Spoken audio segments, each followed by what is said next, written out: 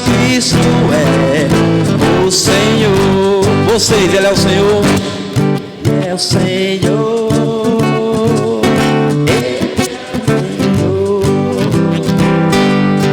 Ressurreto dentre os mortos, Ele é o Senhor. Todo joelho se dobrará, toda língua confessará que Jesus Cristo é o Senhor. Agora do início, vamos bater palma, glória para sempre.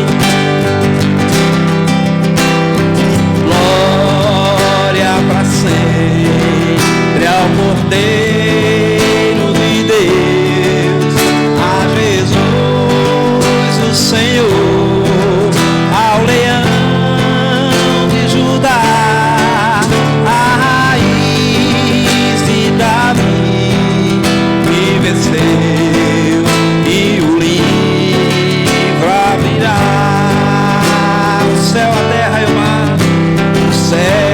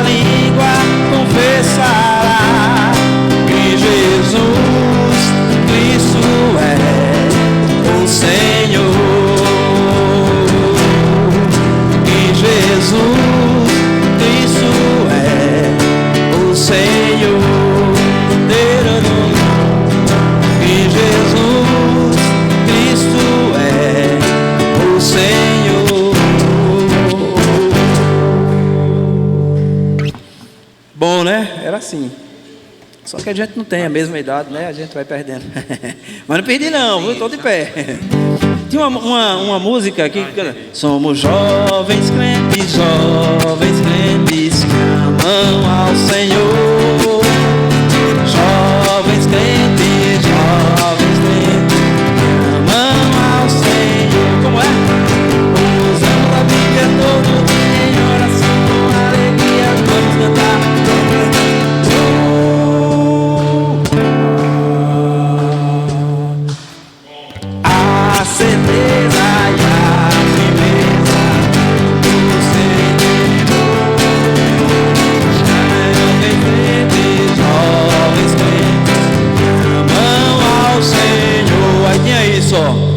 Que amam ao Senhor.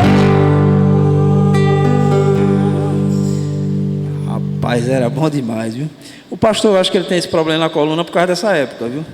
Pastor Darlan. Irmãos, sentem um pouquinho que a gente...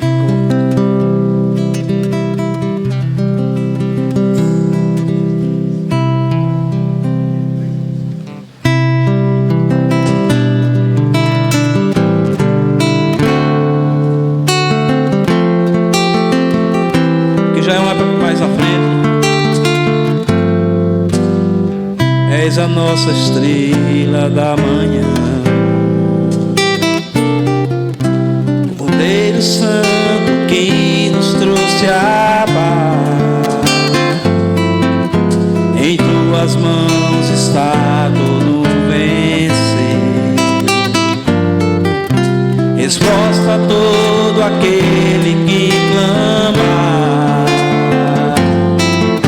A verdade é tua palavra e não pode mentir. Por isso estamos aqui. És a nossa estrela, és a nossa estrela da manhã. Cordeiro Santo que nos trouxe a paz. Em tuas mãos está todo vencer.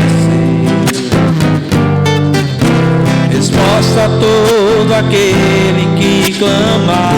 A verdade é tua palavra. A verdade é tua palavra que não pode mentir. Por isso estamos aqui. E diga bem forte, louvamos, ó Senhor, pelo teu imenso amor. Manifesta o teu perdão e poder, e assim vamos te adorar para sempre. Para sempre, ó meu Deus. É essa a nossa estrela. És a nossa estrela da manhã. Cordeiro Santo que nos trouxe a paz. Em tuas mãos está tudo vencer. Resposta a todo aquele que clama.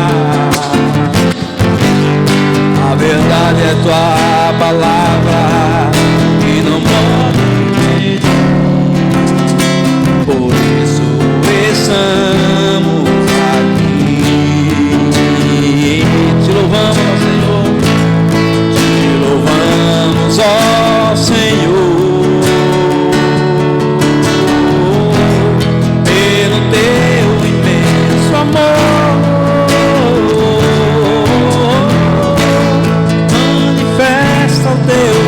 Perdão e poder, e assim vamos te adorar para sempre. Para sempre, ó meu Deus, te louvamos, ó. Te louvamos, ó Senhor.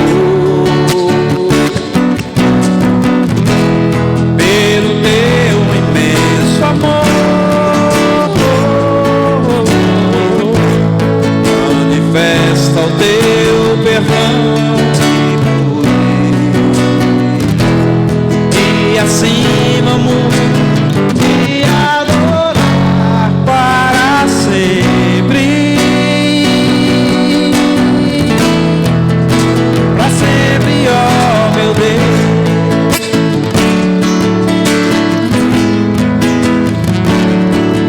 Em espírito,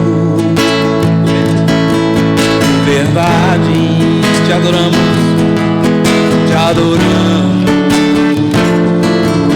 te adoramos. Em espírito, em verdade, te adoramos, te adoramos,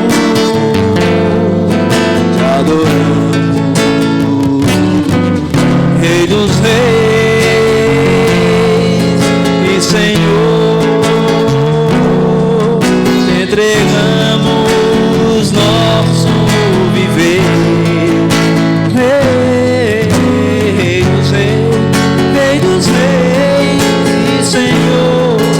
e Senhor, te entregamos nosso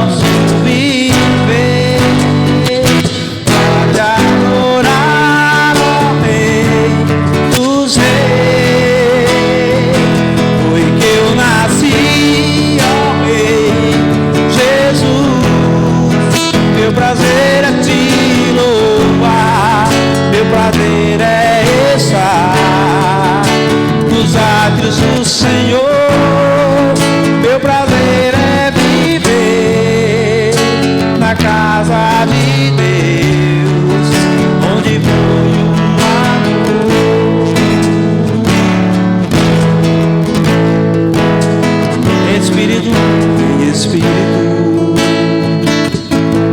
em verdade. Te adoramos, te adoramos,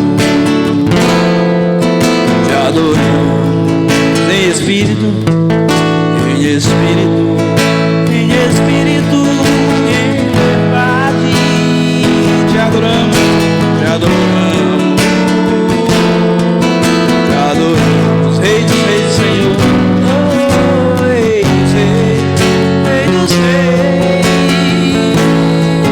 e Senhor, te entregamos nosso viver, Rei dos Reis, e Senhor,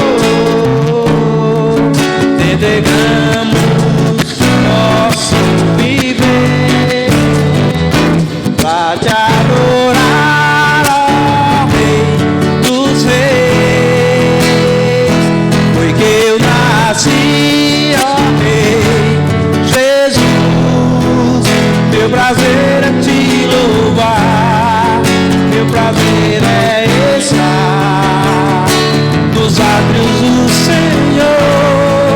Meu prazer é viver na casa de Deus, onde flui o amor, pra te adorar, ó Rei, pra te adorar, ó Rei dos Reis. Foi que eu nasci, ó Rei Jesus. Meu prazer é te louvar, meu prazer é estar nos atos do Senhor. Meu prazer é viver na casa de Deus. Grande é o Senhor e muito digno, na cidade do nosso Deus, na cidade do nosso Deus, santo monte, a alegria de toda a terra, a alegria de toda a terra.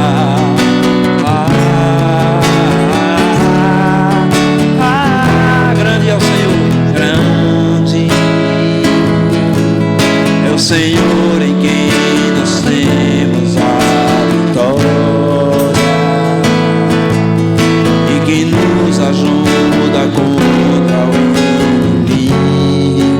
Por isso diante dele, por isso diante dele nos prostramos e adoramos. Queremos o teu nome engrandecer e agradecer, e agradecer-te por tua obra em nossas vidas.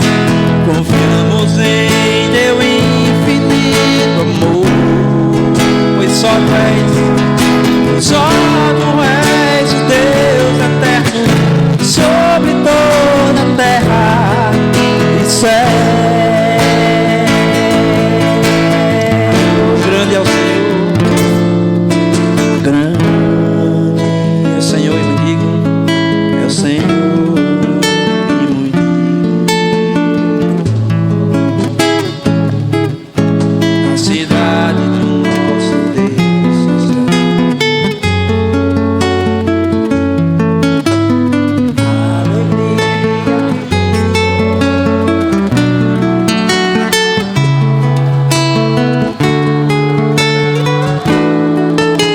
Grande é o Senhor em quem nós temos a vitória, Senhor em quem nós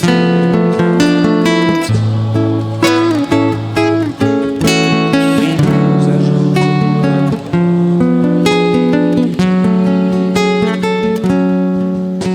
Por isso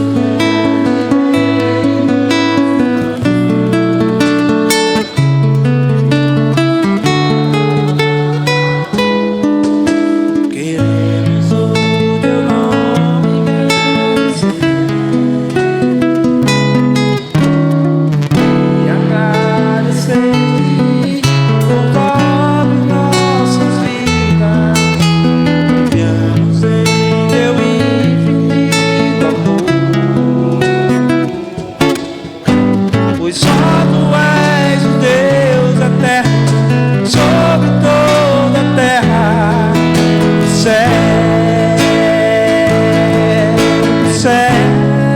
pois só tu és o Deus eterno sobre toda a terra e céu, e céu. Pois só tu és o Deus eterno sobre toda a terra e céu.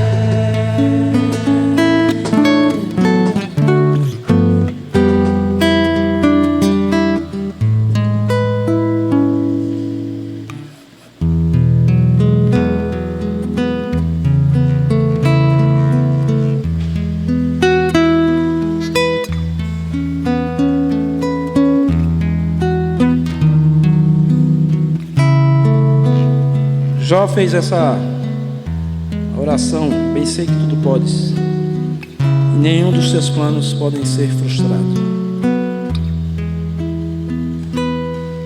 Bem sei que tudo podes, e nenhum dos teus planos podem ser frustrados.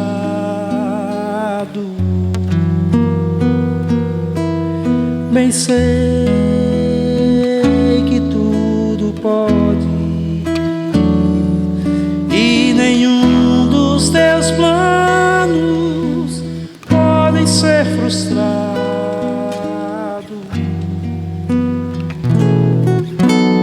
Eu te conhecia só de ouvir, mas agora os meus olhos te ver. Eu te conhecia só de ouvir, mas agora os meus olhos te veem. Mas agora os meus olhos te veem.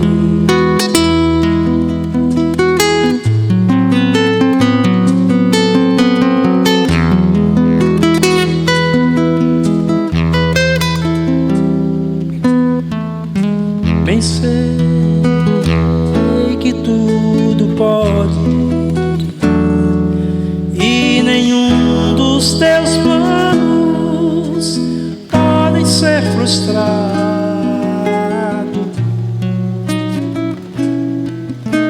Bem sei que tudo pode, e nenhum dos teus planos podem ser frustrados.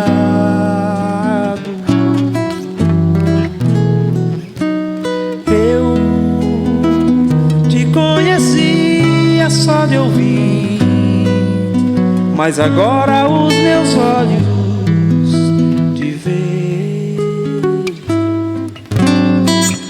Eu te conhecia só de ouvir, mas agora os meus olhos te veem. Mas agora os meus olhos, eu te conhecia só de ouvir, mas agora os meus olhos te veem. Eu te conhecia só de ouvir, mas agora os meus olhos te veem. Mas agora os meus olhos te veem.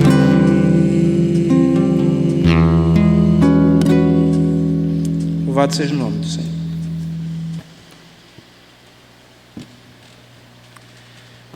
Nesse momento eu passo a palavra ao pastor para ele trazer a mensagem que Deus colocou no seu coração essa noite para a igreja.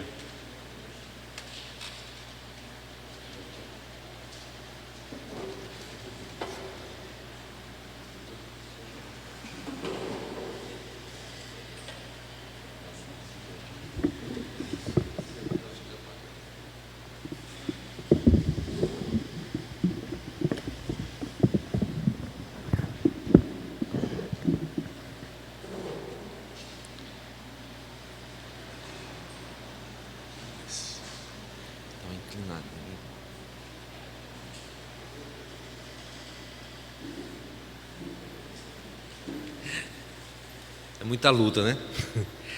Para a gente transmitir. A tecnologia às vezes atrapalha, hoje ela está atrapalhando mesmo, mas a gente vence, em nome de Jesus. A internet hoje não está ajudando, a gente está tentando transmitir aqui pelo YouTube com a internet de Adriano. Tá ok, né? Tá ok. E aí, os meninos estão gravando também, porque se não der certo de um jeito, eles transmitem de outro. A gente está se esforçando aqui para sair. A gente tem notícia de que é tanta live que tem gente que já disse, presbítero Adriano, que tem medo de abrir a geladeira e pular uma live de dentro, né, para cima de você. Então tudo é live, tudo é live. E a gente já não aguenta mais isso. A gente quer as coisas mais presenciais. Quando eu vejo Jússi na igreja, que deveria ter medo de vir, e ela vem, e trazendo Raquel ainda mais, é porque ela não aguenta mais live nenhuma, como nós, né? Assim Lucimar também. E quem dá aula nessa tecnologia não aguenta nem ouvir falar mais nisso, né? Queridos, vamos abrir nossas Bíblias, por favor, na carta de Paulo aos Efésios.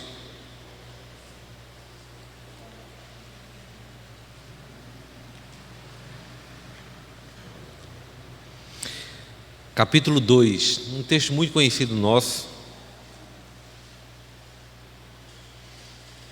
dos versículos 1 ao 10, Efésios 2, de 1 a 10, diz assim a palavra do Senhor: vocês estavam mortos em suas transgressões e pecados, nos quais costumavam viver quando seguiam a presente ordem deste mundo e o príncipe do poder do ar, o espírito que agora está atuando nos que vivem na desobediência. Anteriormente, todos nós também vivíamos entre eles, satisfazendo as vontades da nossa carne, seguindo os desejos e pensamentos. Como os outros, éramos por natureza merecedores da ira. Todavia, Deus, que é rico em misericórdia, pelo grande amor com que nos amou, deu-nos vida com Cristo quando ainda estávamos mortos em transgressões. Pela graça vocês são salvos. Deus nos ressuscitou com Cristo e com Ele nos fez assentar nos lugares celestiais em Cristo Jesus, para mostrar nas eras que hão de vir a incomparável riqueza da sua graça, demonstrada em sua bondade para conosco em Cristo Jesus. Pois vocês são salvos pela graça, por meio da fé. E isto não vem de vocês, é dom de Deus, não por obras, para que ninguém se glorie, porque somos criação de Deus, realizada em Cristo Jesus, para fazermos boas obras, as quais Deus preparou antes para nós as praticarmos. Vamos orar? Deus querido, nós bendizemos o Teu nome, Senhor. Nós Te louvamos, nós Te adoramos, na beleza da Tua santidade. Queremos ouvir a Tua voz mais uma vez. Queremos escutar, ó Deus, aquilo que o Senhor tem para nos dizer. Queremos ter ouvidos sensíveis a Ti, Senhor. Rogamos que o Senhor mesmo seja o nosso doutrinador nesta noite, por excelência, que o Teu Santo Espírito nos faça mais uma vez entender a Tua palavra na simplicidade e na clareza que há nela. Pedimos que seja assim, no nome do Senhor Jesus. Amém. Queridos, hoje pela manhã nós falamos sobre um dos pilares da reforma. Falamos de maneira bem prática, que foi o Solus Christus. A gente viu que só Jesus Cristo é Senhor da igreja, só Ele salva. Há um outro pilar dos 5 que diz sola gratia. E a gente trilha esse caminho das doutrinas da graça, a gente trilha esse caminho do lastro reformado. Mas esse esse caminho deve nos levar para perto do Senhor. A boa teologia nos leva a um equilíbrio. Paulo, quando escreve a Timóteo, diz: tem cuidado de ti mesmo e da doutrina. Esse equilíbrio, né, da piedade e da boa fé, da ortodoxia, a fé correta, e da ortopraxia, a vida correta também. E todo reformado, historicamente falando, ele era alguém que precisava, que queria, que pretendia andar perto do Senhor. E a doutrina reformada sempre levou o homem a estar genuflexo, a estar humilhado, a estar quebrantado. A reforma verdadeira nunca levou homem algum a ser jactancioso. A reforma bíblica, a reforma verdadeira, não estabeleceu o orgulho, vaidade, soberba na igreja, nem nos reformadores que proclamavam a palavra de Deus por essa visão histórica tão bonita de herança reformada. Os reformadores andavam em humildade diante de Deus. Os reformadores entendiam que não tinha absolutamente nada de que se envaidecer, que vivíamos debaixo da total soberania de Deus e que Ele apenas era Senhor de todas as coisas, Ele era merecedor de todas as coisas, e que nós apenas ganhamos por herança o grande presente da salvação. É isso que a doutrina da graça ensina. É isso que Paulo registra aqui quando ele escreve a sua carta aos Efésios. Ele ensina àquela igreja esse postulado reformado antecipado já, só a graça. Não havia ainda a reforma histórica do século XVI, mas Paulo já ensinava que a salvação e que a vida como um todo era e deveria ser entendida, vivida somente pela graça. A palavra graça que Paulo usa aqui, no grego koiné, a palavra charis, a gente está muito identificado com a palavra carisma, né, do termo carismático, aqueles que receberam presentes, os dons preciosos de Deus, os presentes de Deus. Graça é charis, é presente de Deus, mas não apenas um favor imerecido. Esse é apenas o aspecto mais simples, mais conhecido da palavra charis, da palavra graça. Paulo ele traça aqui exatamente, muito mais do que significado, a encarnação dessa graça. Porque quando ele diz que a graça é um favor não merecido, quando ele diz que charis é uma dádiva dada, não conquistada, mas herdada sem nenhum esforço ter sido feito para conquistá-la, quando Paulo descreve, quando ele expõe o significado desse termo charis como um dom precioso, caríssimo, que tem um preço caríssimo, merecido por Cristo, pago, quitado na cruz do Calvário, mas imerecido por nós. Ele está falando isso naquele aspecto judicial, ele está falando na justiça de Deus ter sido satisfeita na cruz do Calvário. Ele está trazendo à tona um aspecto forense de uma culpa que foi paga cabalmente. Ele está falando no sentido geral para a igreja, a noiva do Senhor Jesus Cristo, que foi alcançada, que recebeu esse presente, essa graça, e que vive só por essa graça. Mas ele está falando não apenas num aspecto soteriológico de salvação, eclesiológico, que atinge toda a igreja, mas ele está falando da própria vida dele. Ele que foi perseguidor da igreja, ele que trazia as cartas de autorização para encerrar em prisão pregadores, para pôr fim comunidades daquela época, ele que estava segurando a capa daqueles que apedrejaram o jovem Estevão, ele que, quando se encontra com o Senhor Jesus a caminho de Damasco, ouve do Senhor Jesus que ele não apenas persegue a igreja, mas que persegue o próprio Cristo, quando ele diz: eu sou Cristo a quem tu persegues. ele tem consciência plena, absoluta, de que ele é alvo desse presente que ele não merecia jamais. Então não é uma doutrina teórica, absolutamente distante, sabe, absolutamente teorizada, mas é alguma coisa com a qual ele tinha experiência, aquilo fazia sentido para ele. Ele tinha identificação com aquele que ele falava. Ele não estava falando apenas de uma teoria de revolução, revolucionária, de diferença. Ele estava falando da sua própria história também. Quando ele escreve esta carta e ele diz o que aqui foi dito, vocês estavam mortos, é como que ele imprimisse nesse texto um pouco da sua autobiografia. E essa é a história de Paulo, mas também é a minha e a sua história.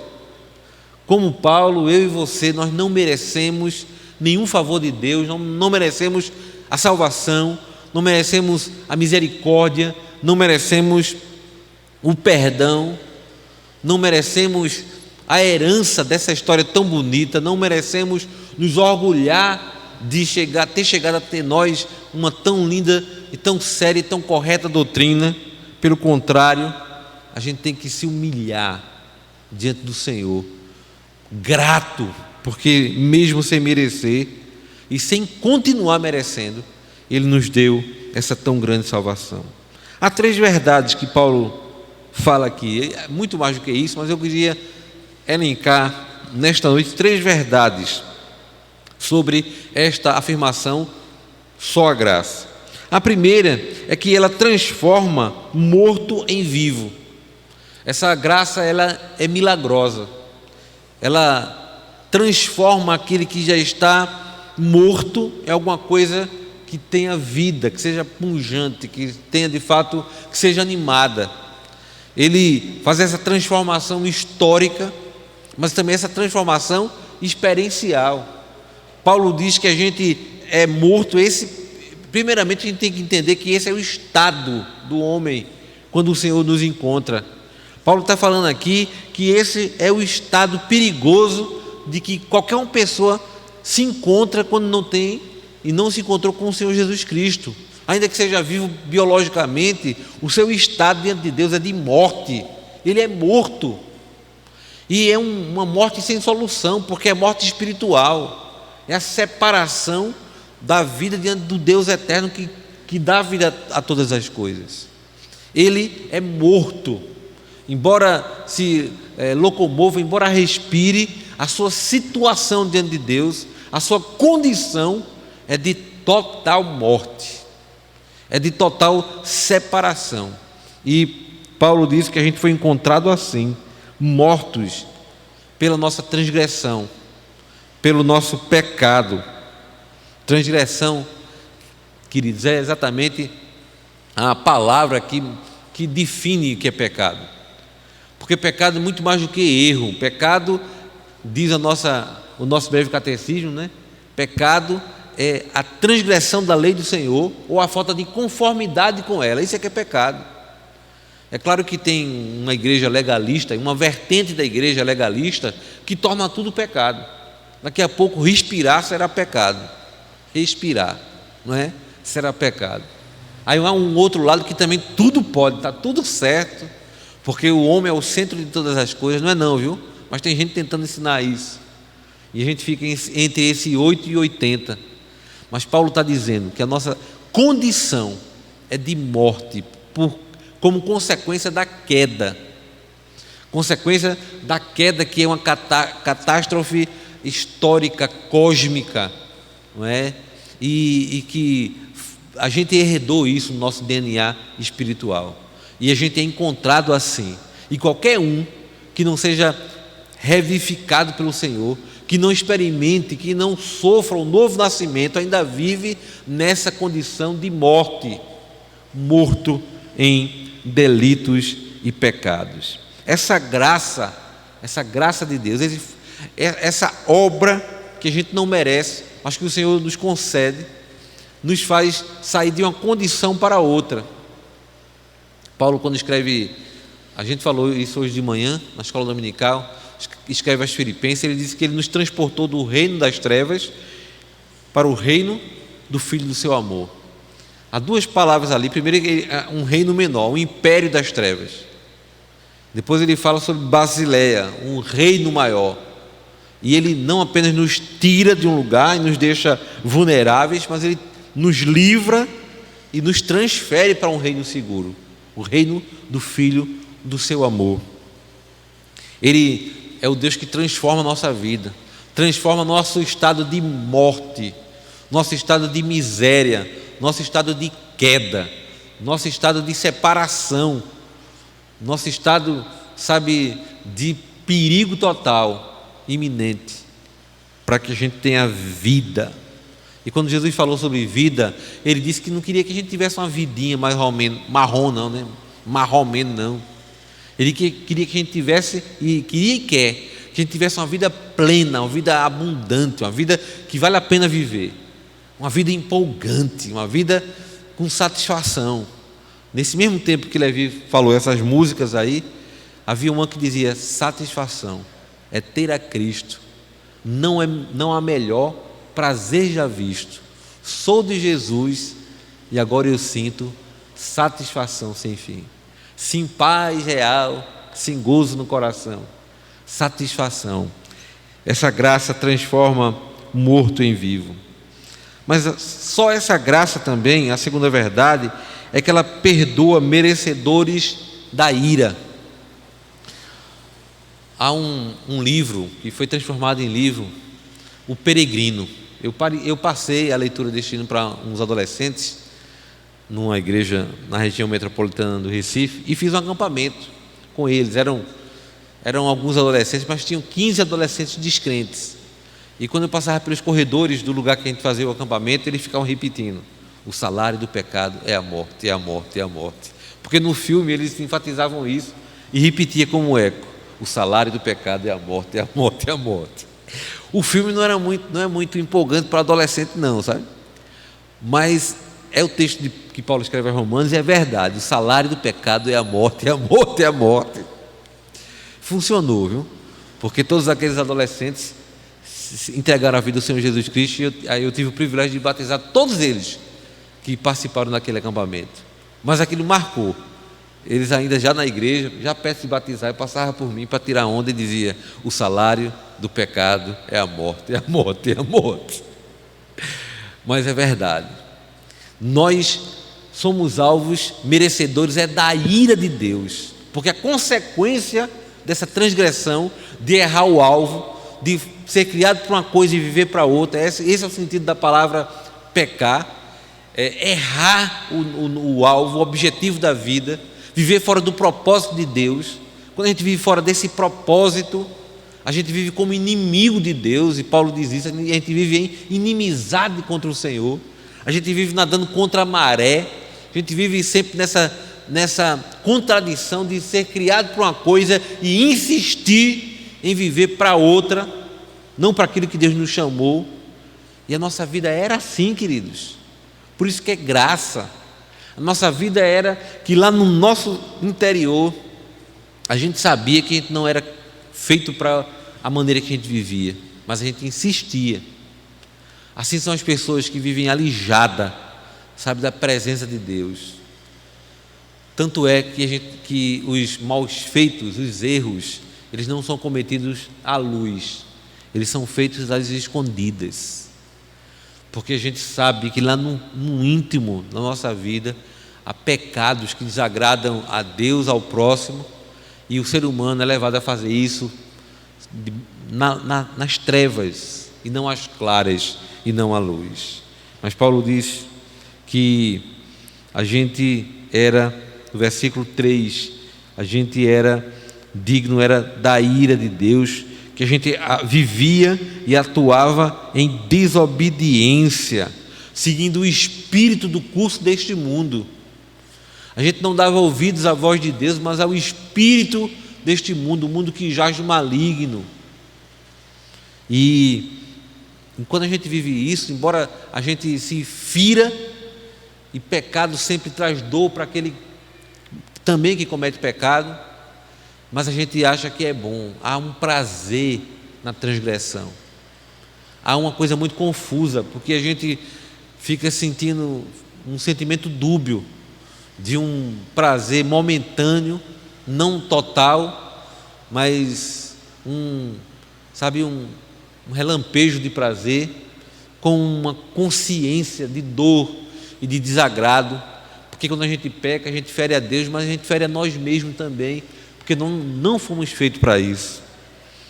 Mas a graça, queridos, de Deus muda isso. A história não pode nunca parar na ira de Deus. Essa não pode ser a ênfase, a taça da ira de Deus, porque o Evangelho é boa nova, e é boa nova de salvação. E nosso Evangelho, ele deve estar ancorado na boa notícia, conquanto nós fôssemos alvos e fôssemos, e ainda somos merecedores da ira de Deus. Ele trata conosco com graça, com favor e merecido. Eu gosto sempre de fazer a diferença entre graça e misericórdia. Graça é quando a gente não merece salvação e Deus nos dá. Favor não merecido. Você não merece a salvação, mas tome, eu estou dando. Misericórdia é o contrário. É quando nós merecemos o inferno e o Senhor não nos dá. Você merece a condenação, merece a minha ira, mas eu não vou dar essa ira a você. Eu vou lhe poupar dessa ira. Isso é misericórdia. E essas coisas se completam aí no pacote da graça. Mas Paulo disse que apesar de merecermos a ira, Ele nos deu a graça. Ele nos presenteou com seu favor. E finalmente, a terceira e última verdade desta afirmação, só a graça, é que ela salva transgressores. Queridos, eu comecei dizendo que a gente não tem motivo nenhum para ser orgulhoso, e não temos mesmo. Não temos motivo para sermos orgulhosos porque temos uma doutrina tão bonita como essa. Não temos. Temos motivo para ser alegres, gratos, mas orgulho não. Vaidade, arrogância, não. Porque a gente, se não fosse a graça do Senhor, a gente ainda era transgressor, porque a nossa natureza ainda é caída.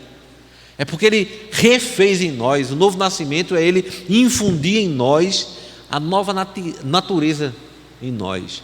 É Ele plantar em nós um novo ser, uma nova criação. O Paulo termina dizendo que nós somos o poema de Deus. A palavra grega aqui, nós somos o poema. Nós somos a poesia de Deus. Olha que coisa bonita. Nós somos a poesia de Deus. Sabe aquilo que Deus faz com desvelo, com alegria, com dedicação, com criatividade? Nós somos a poesia de Deus para este mundo. Nós somos a expressão poética de um Deus que salva pela graça. Nós somos a poesia de Deus.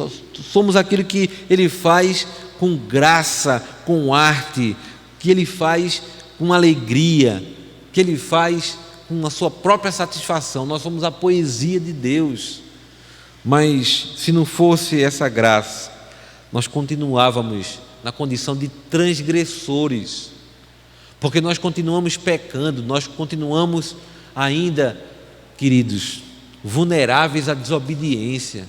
Mas essa mesma graça que nos fez vivos quando a gente estava morto, esta mesma graça que nos perdoou quando a gente merecia a ira, essa graça, ela nos salva, essa graça nos salvou.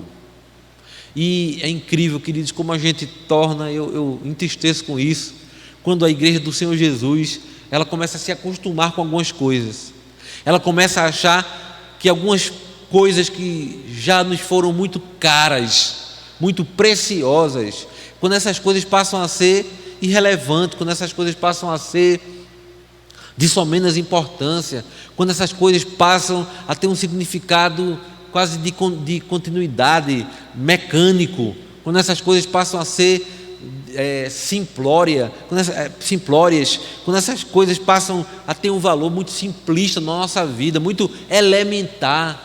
Eu já sei que desde a escola dominical, do DI, Departamento Infantil, eu já sei que eu sou salvo pela graça. Paulo, queridos, ele nunca deixou que isso tivesse uma importância menor. Só quem é muito transformado, só quem é muito atingido por essa graça, nunca vai tê-la como alguma coisa elementar, comum, simples.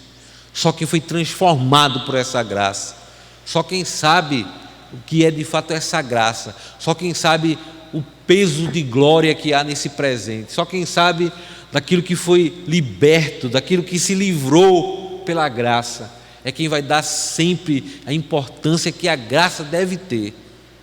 Só quem se vê como de fato é, só quem não tem orgulho, jactância e vaidade nenhuma em si mesmo, com doutrina alguma, mas se coloca diante do Senhor como aquele publicano que batia no peito e dizia que era pecador ruim, que nem merecia falar com o Senhor.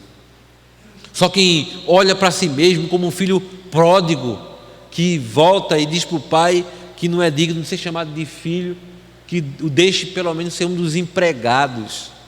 Só quem se olha sem nenhuma vaidade, sem nenhum mérito, é que entendeu o que é graça.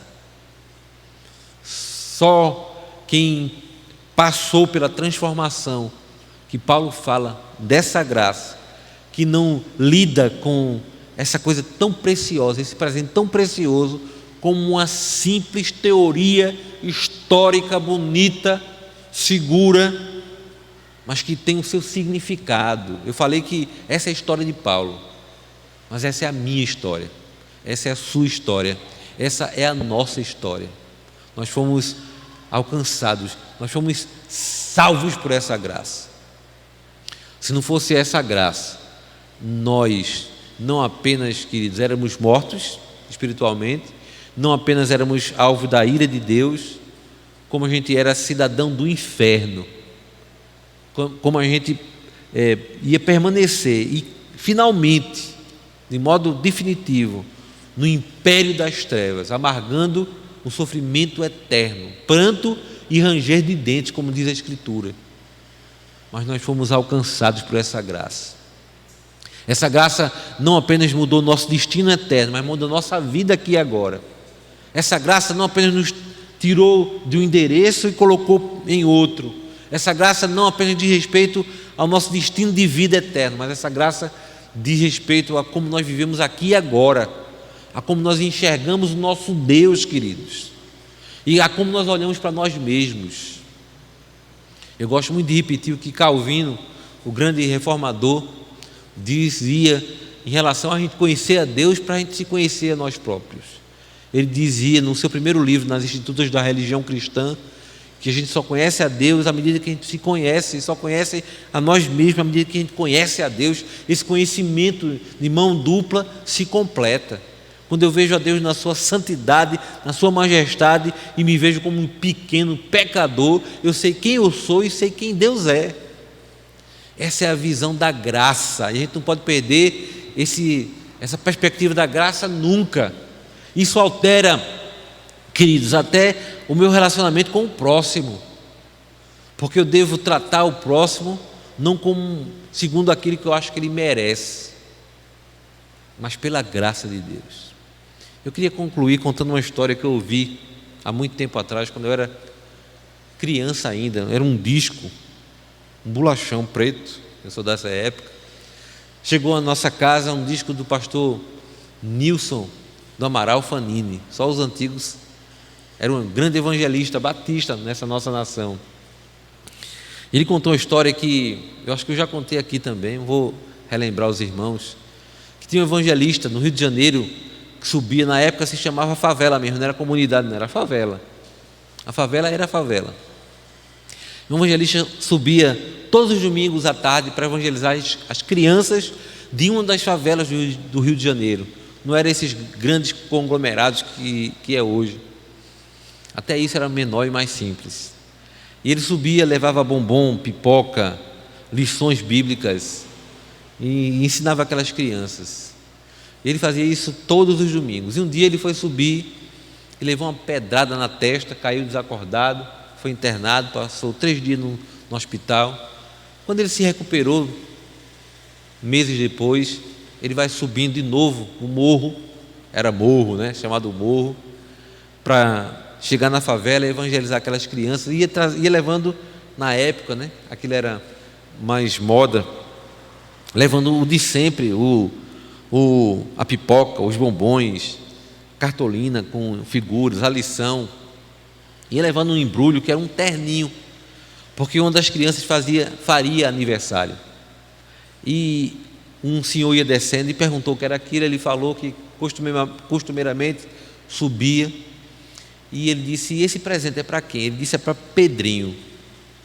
Ele disse: o senhor sabe quem é Pedrinho? Sei. Um menino muito ativo do grupo, muito inteligente, peralta, hiperativo. O senhor não entendeu. O senhor sabe quem é Pedrinho? Pedrinho é meu filho. Ele disse: eu sei que Pedrinho é seu filho, eu sei quem é Pedrinho. Ele disse: evangelista, o senhor não entendeu ainda. Você sabe quem é Pedrinho? Pedrinho foi o menino que atirou a pedra que acertou a sua testa. Ele não merece esse presente.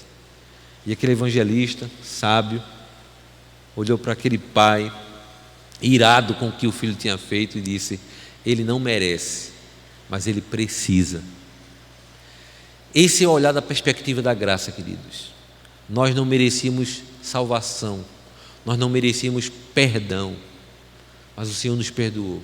Nós merecíamos a ira de Deus, mas Ele não nos deu o que a gente merecia, nem o que a gente merece, mas o que a gente precisa. A gente precisa da sua graça perdoadora, a gente precisa da sua transformação na nossa vida, a gente precisa do seu perdão, a gente precisa da sua salvação.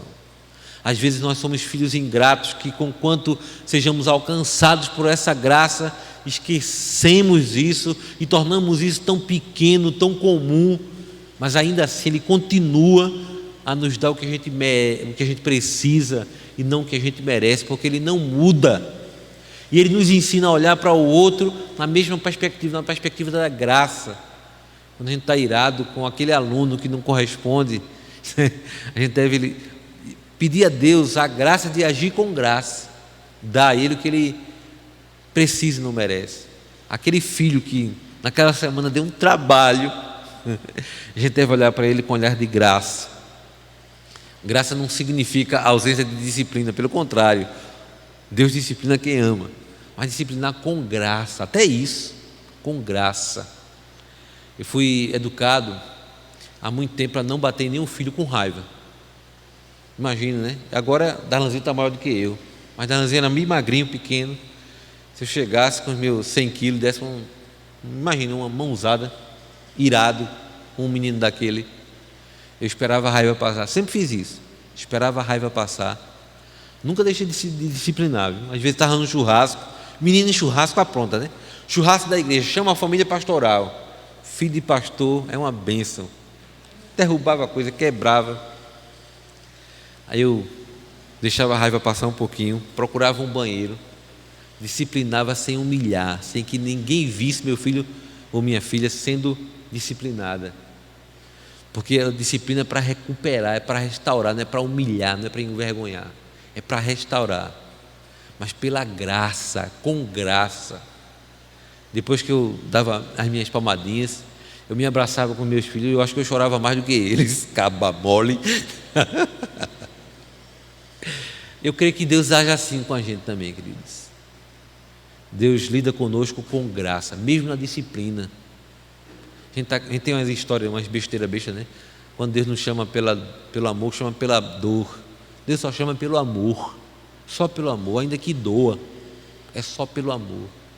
Porque Ele não sente amor, Ele não tem amor, Ele não oferece amor, é muito mais do que isso, Ele é amor.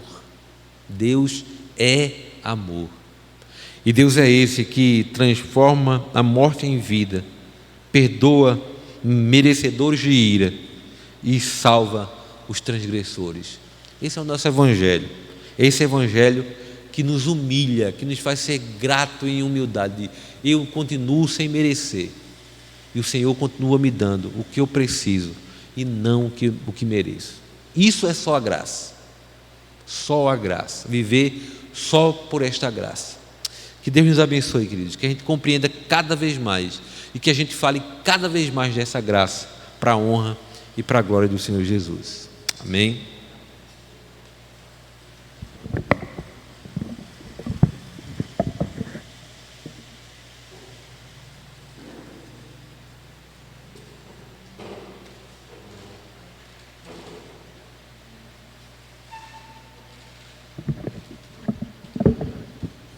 Meus amados irmãos, que essa mensagem que você acaba de ouvir, ela possa, no decorrer dessa semana, exalar para a sua família, para os seus amigos, para os seus vizinhos, para aqueles que trabalham com você, que você possa passar essa mensagem à frente. E que Deus é misericordioso, que Deus derrama graça sobre as nossas vidas. Meus amados irmãos, aqueles que vieram preparados com seus dízimos, com as suas ofertas, que sejam depositando um gasofilácio, eu vou chamar o nosso irmão diácono Giselmo para entoar um hino de número 351.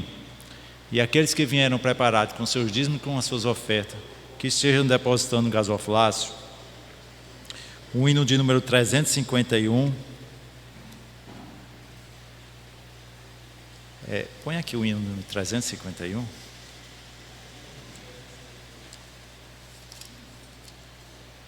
Belas palavras de vida. Quero ouvi-las mais uma outra vez. Belas palavras de vida. Narram tudo o que Cristo fez. Belas palavras de vida. Elas vêm de cima, seu poder anima. Que alegres são essas palavras de vida.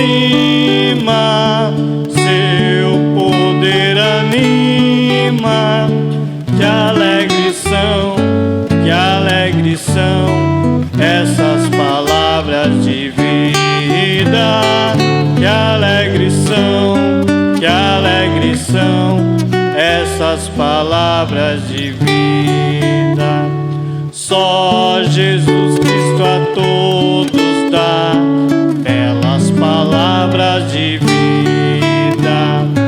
Sem Jesus salvação não há belas palavras de vida. Com amor conclama, para o céu te chama. Que alegres são essas palavras de vida. Que alegres são essas palavras de vida. Só Jesus Cristo Salvador, belas palavras de vida. Quer salvar todo pecador, belas palavras de vida. Ele vivifica e nos purifica. Que alegres são essas palavras de vida. Que alegres são essas palavras de vida. Vamos orar. Ora ao Senhor agradecendo os dízimos e as ofertas. Que Deus esteja abençoando essa igreja, dirigindo os dízimos e as ofertas para honrar e glorificar o nome dEle. Querido Deus e amado Pai, nós te agradecemos por tudo que o Senhor tem feito em nossas vidas, pela oportunidade de estarmos aqui nesta noite, pelo nosso trabalho, pelo nosso sustento. Esteja, Senhor, nos abençoando cada vez mais, Senhor, para que nós possamos estar ajudando a manter a casa do Senhor. Abençoe a todos aqueles irmãos que puderam estar contribuindo nesta noite.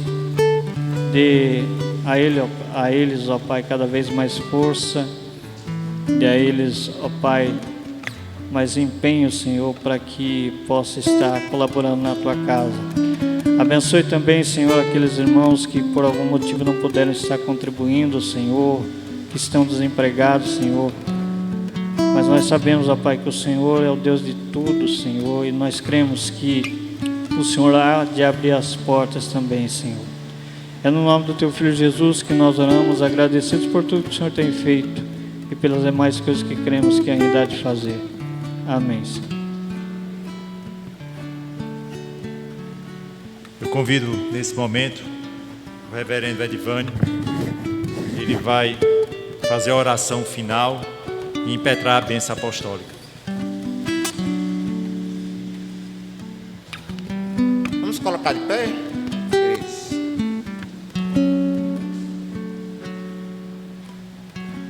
Senhor nosso Deus, nosso eterno Pai, graças nós te damos pelo teu amor, por tua misericórdia, pelo teu perdão. Muito obrigado, Pai, porque o Senhor nos trouxe até aqui.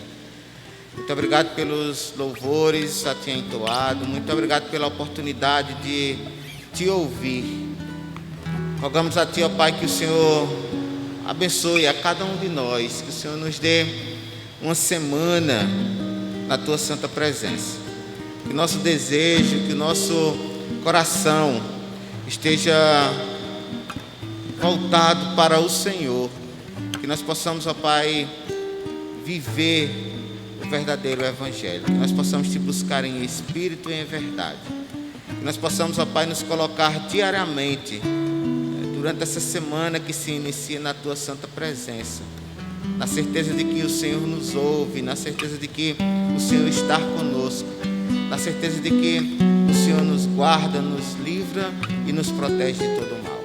Abençoa a tua igreja, Pai, a tua amada igreja. Abençoa os teus filhos. O Senhor sonda, o Senhor conhece, o Senhor sabe que se passa dentro de cada um, nos seus lares, as suas necessidades. E nós colocamos diante do Senhor, pedindo que o Senhor esteja abençoando e dando aquilo que cada um necessita. A graça do nosso Senhor e Salvador Jesus Cristo, o amor de Deus, o nosso eterno Pai, a comunhão e as divinas consolações do Espírito Santo seja sobre todos nós, sobre todo o povo de Deus espalhado pela face da terra, hoje e para todos sempre.